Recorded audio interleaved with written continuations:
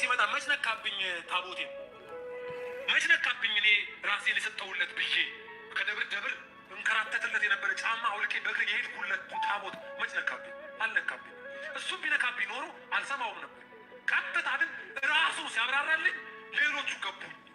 ስለዚህ በየሚዲያ ወጣችሁ አትለፋለፉ። ሰዎች ክብር ብለው ይዘውት የሚሄዱትን ነገር ቁስ ነው እያላችሁ አትስደቡ። በዚህ አታድኗቸው። እልህ ውስጥ ከቷቸው ይሆናል እንጂ አታድኑ። ኢየሱስ የሰጣችሁን ይህን ውድ መድረክ በማይገቡ ንግግሮች ይህንን ማድረግ የለብህም። እንትኑ ምንድነው ብለህ ጫሌ ብለህ መናገር የለብህም። ዋናውን ለመናገር ግን መንተራስ ጥሩ ነው። ስለዚህ ጳውሎስ ይሄን የተንተራሰው ጣዖቶቻቸው ላይ የተጻፈውን ጽሑፍ ነቆት። የኔ አምላክ ወደ እኔ ሲመጣ መች ነካብኝ ታቦቴ። ኦኬ፣ የመጀመሪያው ቪዲዮ ይሄ ነው። የኔ አምላክ ወደ እኔ ሲመጣ ታቦቴን አልነካብኝም ነው የሚለው። ኦኬ፣ ሶ ታቦቴ እያለ የሚጠራው እንግዲህ የኦርቶዶክስን ታቦት ነው። ሶ የኦርቶዶክስን ታቦት ወይም ደግሞ ኦርቶዶክስ ታቦት ብላ የምትጠራውን ነገር አትንኩ የሚል ነው መልእክቱ።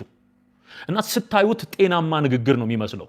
እኔ ግን በእግዚአብሔር መንፈስና በእግዚአብሔር ቃል ስፈትሸው ጤና የጎደለው ንግግር ነው።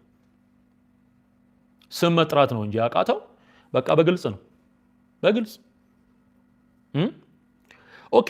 ጳውሎስ ያገለገለው በዚህ መንገድ አይደለም። ጳውሎስ መንደርደሪያ ያደረገው ይሄ በሐዋርያት ሥራ ምዕራፍ 17 ላይ ያለውን ሐሳብ ይዞ ለማይታወቅ አምላክ የሚለውን ተንተርሶ አሁን ዛሬ የምነግራችሁ ግን ሁሉን የፈጠረ አምላክ አለ ብሎ የተናገረበትን መንገድ እንደ ትክክለኛና ብቸኛ የወንጌል አገልግሎት መስመር አድርጎ ነው የቆጠረው። ይህ አንዱ ሜተድ ሊሆን ይችላል።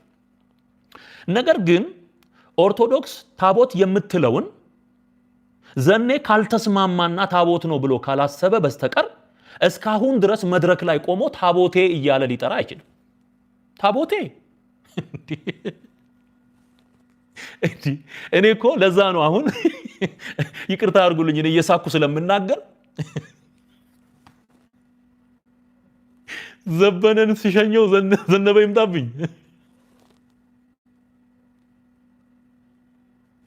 ውይ በጌታ በኢየሱስ ዘበነ ስርዓት ሲይዝና እንደው ጥጉን ሲይዝ ዘነበ ደግሞ በታቦት ጉዳይ ቆመጥ። እንዴት ነው ዘኔ እንደዚህ ብለህ የምትነ ታቦትህ ነው ወይ ደግሞ ያንተስ የግል ታቦት ነበረ ወይ ነው እንጠይቅ። አቡነ ዘኔ የሚባል ታቦት ነበር ወይ ብለን ልንጠይቅ ነው። አሁን ይኸው ከዘበነ ወደ ዘነበ መጥቻለሁ ማለት ነው። ታቦት ነው ወይ ሲጀመር እንዲህ ብለህ ነው የምታምነው? እንዲህ ብለህ ነው የምታስበው?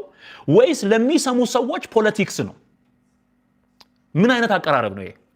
ለሚሰሙ ሰዎች ታቦቴ ብለህ ስትናገር ኦዲየንስ መሰብሰቢያ ሪሊጂየስ ፖለቲክስ ነው? ምንድን ነው ዓላማው? የዚህ ንግግር ዓላማ ለኛ ከሆነ ይሄ ንግግር በግልጽ እየተናገርን ላለ ነው። ለኛ ከሆነ ቁስ ነው እያልን እየተናገርን ላለ ነው። ለኛ ከሆነ በግልጽ ለኛ መድረስ አለበት መልእክቱ። መድረክ ላይ ከመናገር ይልቅ ለኛ ለኔና እኔን ለመሰል ለሆኑ ሰዎች እንደዛ ከሆነ እንስማማለን። በውስጥ ተነጋግሮ መፍታት ይቻላል።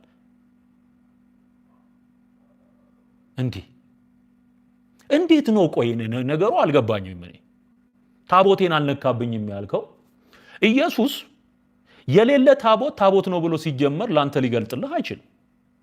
I want to tell you the truth።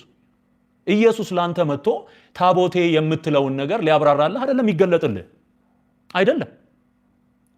ራሱን ይገልጥልሃል፣ ኮተቱን ያስጥልሃል።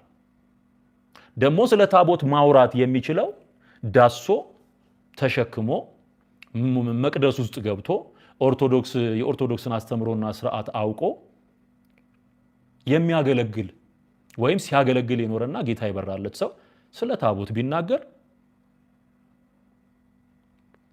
ያምርበታል።